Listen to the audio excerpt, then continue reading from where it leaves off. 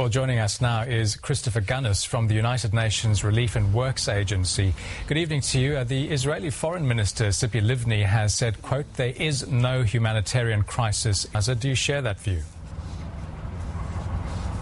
That is utter nonsense, and I think any of your viewers and anyone in the world looking at the pictures of the women and children screaming, of the bodies of babies on the mortuary floors in Gaza, that 1 million people don't have electricity, 750,000 people don't have water, people are burning their furniture, middle-income families are burning their furniture for food, hospitals are running 24/7 on emergency generators. We have just days of food supplies. If that isn't a humanitarian crisis, then tell me what is. I think it has to be said that what Israel is saying is give us some more time. Well, Mr. Ban has said, the Secretary-General has said, there is no more time. He comes with, I think, two very distinct messages. One, anyone now defying the ceasefire is acting in isolation of the world community, because Israel has said, you know, there's international consensus. Well, there isn't international consensus for this, and the Security Council has spoken with one voice. I think the other main message for Mr. Ban's visit is, for every bomb that drops now, the job of the peacemakers, and that will include Israel, and it will include the Palestinian side, is made that much more complicated. So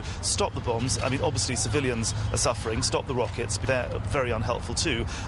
Peacemaking will become all the more difficult with every single bomb and every single rocket now that comes out of Gaza and every single munition that lands inside Gaza. Clear messages. On a practical issue, Mr. Gunness, we've had these well-reported issues of the UN workers and facilities being fired on by the Israeli military. Has that been sorted out? And is this window of opportunity, the ceasefire that you have every day, get supplies in, is that working? Breaking news tonight. Israel says all of its ground forces have now left Gaza after several weeks of intense fighting. A 72-hour ceasefire went into effect this morning, and at this hour, it does seem to be holding. One of the biggest flashpoints of this war has been Israel's decision to retaliate against missile attacks from Hamas near schools run by the group, the UNRWA, the United Nations Relief and Works Agency for Palestinians in the Near East. Over the course of this current conflict, 7 UNRWA schools have fallen victim to the violence, but they're also the same kinds of schools where troves of Hamas rockets have been found on 3 separate occasions. The latest attack near one of those schools was this past Sunday in a strike that reportedly killed 10 people. UN Secretary General Ban Ki-moon called it a, quote, moral outrage and a criminal act. And as we reported on the Kelly File last night, State Department spokeswoman Jen Psaki said the U.S. is appalled by the, quote, disgraceful shelling. Our next guest says the problems at these schools are about more than Hamas hiding rockets. She's pointing to a video that her group uncovered last year. She says it shows Palestinian children apparently being indoctrinated to wage jihad against Israel. Watch for yourself. Summer camp teaches us that we have to liberate Palestine, and we have to be determined in order to return. A long time ago, before we were born, our parents were on the beach. They sailed ships. They would travel. They had cars, places, and villas. Do we still have... Where is the sea? Do you want to go to the sea?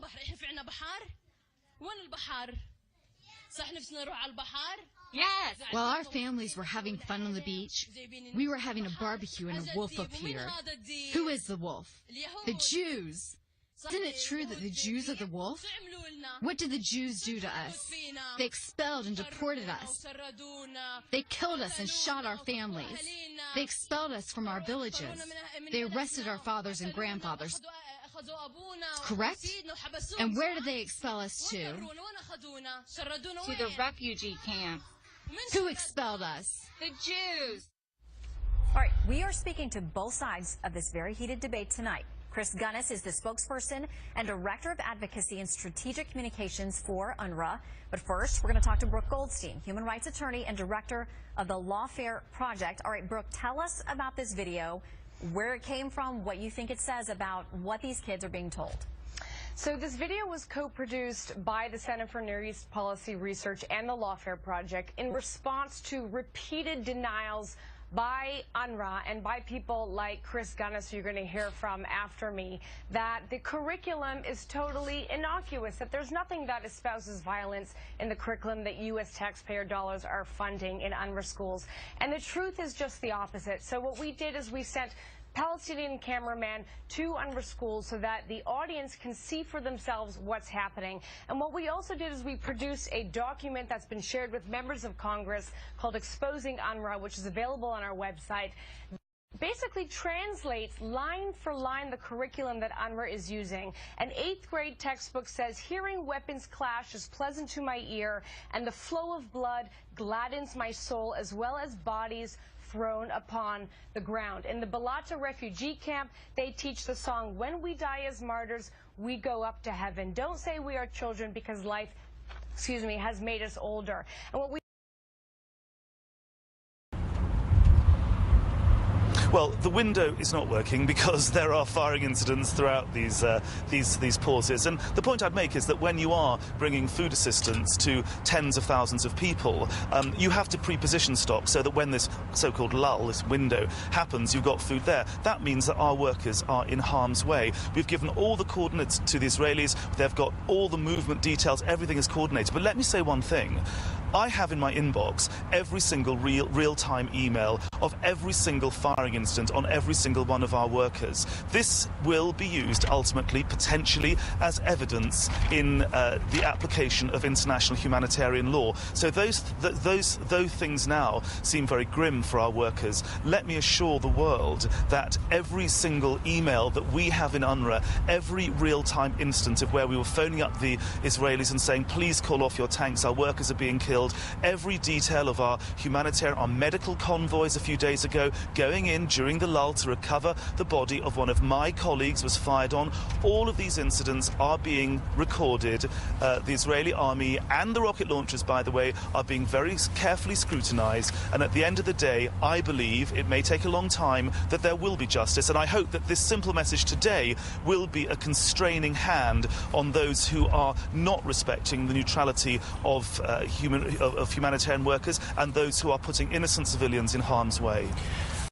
We've also documented is the collaboration, the direct collaboration between the United Nations Relief Works Agency and Hamas, a designated terrorist group in the United States by the EU, in Canada, and how UNRWA is literally hiring Hamas rocket engineers to serve as teachers to recruit innocent Palestinian children so they can operate as child soldiers and suicide bombers and to act as human shields. Let me jump in here. A couple of things. The U.S. apparently gave more than $130 million to this group last year. You say you've flagged this for congressional lawmakers. You've put out the report. Why, if they are convinced, if there's evidence there, have they not stepped in to say this has got to stop? Well, first of all, I want to mention that Canada has divested completely from UNRWA's General Operation Fund and is not allowing any type of money to go to UNRWA unless it's pre-approved for specific projects, specifically because of reports like these. And what we're seeing now is members of Congress are calling out the State Department for using American taxpayer dollars illegally. It is a violation of U.S. law, specifically the Foreign Assistance Act, for any U.S. taxpayer dollars to be used to furnish military training to terrorist groups or to indoctrinate children towards violence. And what we see, even reported by the Times back in 2000, is UNRWA schools allowing Hamas to come in and use the schools as military training camps for innocent Palestinian children, where they're taught how to kill and lynch Israeli soldiers, how to make Molotov cocktails. This is an egregious crime against Palestinian children, the very people that UNRWA is mandated to protect. Okay, Brooke. Obviously, a lot of heated accusations there, so we're going to talk to the other side. We thank you for flagging this for us. Here now to respond, Chris Gunness, the spokesperson for the United Nations Relief and Works Agency. All right, Chris, you know, Brooke says it is documented. The State Department's aware. Canada's divested. Congressional lawmakers are aware. This is your chance to respond. Well, can I say, first of all, that the Centre for Near East Studies, or the centre run by a man called David Badin, is so discredited that when he gave a briefing in Congress, which I attended, no one attended. The man has no credibility. He has made accusations against UNRWA for years which are completely unfounded. Let me just take out this from my ear because the sound is coming back.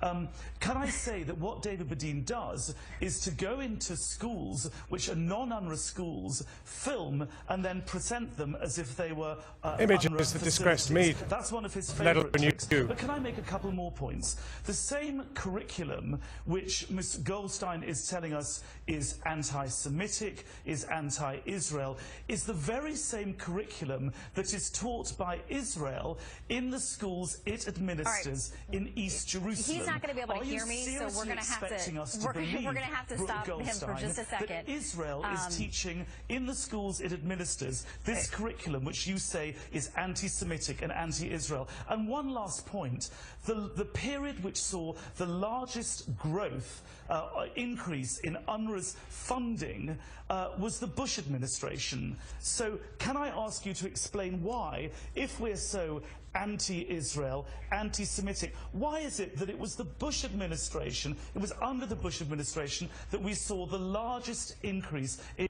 funding to UNRWA? Okay, Chris, I'm glad you have your earpiece back in. You talked about that this is the same curriculum that they have in Israel. We've, of course, done some fact-checking there, and what we've learned is that... In East Jerusalem. What we found out is that each country, each host country, essentially puts together its own curriculum. The UN helps to facilitate that, may provide some funding and some facilities. So I'm pretty sure that Israel is not teaching the exact same thing that they're teaching to Palestinian children. We've seen evidence they are not the same thing. So we have to start there. And if you want to discredit the one gentleman you mentioned up front, we have to talk about the New York Times. Do you also disagree with the New York Times, because this is some of their reporting? Do you also take issue with the New York Times reporting on this as well? I've not read the article you're talking about, but any suggestion that Israel does not teach those self-same books in the schools in East Jerusalem is wrong. And I ask you, and I ask Ms. Goldstein, why is it that these books, which are apparently so anti-Semitic, so anti-Israel, that curriculum is the self-same curriculum that's taught by the Israeli Education Ministry in East Jerusalem? Please answer me that question. And by the way, when I asked Fox News to come on and debate with her, they wouldn't let me. Well, we like to give people equal time. Sometimes when it's this heated, people are going to talk over each other. So we want to make sure that each person has their right to say their piece. But answer me that question, please. About the textbooks. Answer me that question. Okay, because what we're told is that Israel does not have the same curriculum, that every country has its own curriculum, that it is funded by the UN, and that each country makes its own decision about the curriculum. I hear what you say. I hear what you say. In East Jerusalem, the curriculum that we teach is exactly the same curriculum taught by Israel. But answer me my other question. If we're such an anti-Semitic, pro-terror, pro-right return organization, why is it that the period which saw the largest increase of our funding was the Bush administration? First of all, come on, you're Fox News. You're in touch with the Bush administration. Tell us why. First of all, let's be respectful. And on this show, it is the host, usually Megyn Kelly, me sitting in tonight, who asked the question, not the guest. So let me just say this. The funding has increased over the years. The funding has increased over the years. And when people bring this attention and documentation to the State Department and to lawmakers, there are then questions. If they didn't know about this before, maybe they weren't objecting. Now they are objecting. All right, Chris, you've had your time, so we're going to wrap it up right there. You really don't sound at all convincing. You really don't Chris, sound at all convincing. Chris, it's not my job to be convincing. You're the guest. You're putting the accusations. You're the guest. I'm answering them. You've come back with nothing. Okay, well, putting facts on the table, and I have a lot of them here, is not nothing. We give our viewers the facts. They decide. Chris, thank you for your time. People listening to this will not be convinced. Thank you for your time. Thank you. Not my job to convince. All right, Brooke, you heard what he had to say. He says that this is the exact same curriculum on both sides. Is he right about that? Because our research shows no. It's so he is interesting. Convinced. You know, it's funny that he doesn't deny the content. He only says it was used in his schools. He admitted it is used in UNRWA schools in Jerusalem. Correct. This is the curriculum that UNRWA uses both in Jerusalem and in Gaza and in the West Bank. And talk about discrediting someone. Chris Gunness has lied to the media repeatedly. Number one, he promoted Dr. Mads Gilbert as the... From the University of Northern Norway, Dr. Mads Gilbert. Dr. Gilbert, what do you now know of the latest death toll amongst children, and particularly the injuries? Well, we know that the last 24 hours, 6 more children have been killed and 100 more injured, bringing the total of killed children to 166 and the number of injured children to 1,310.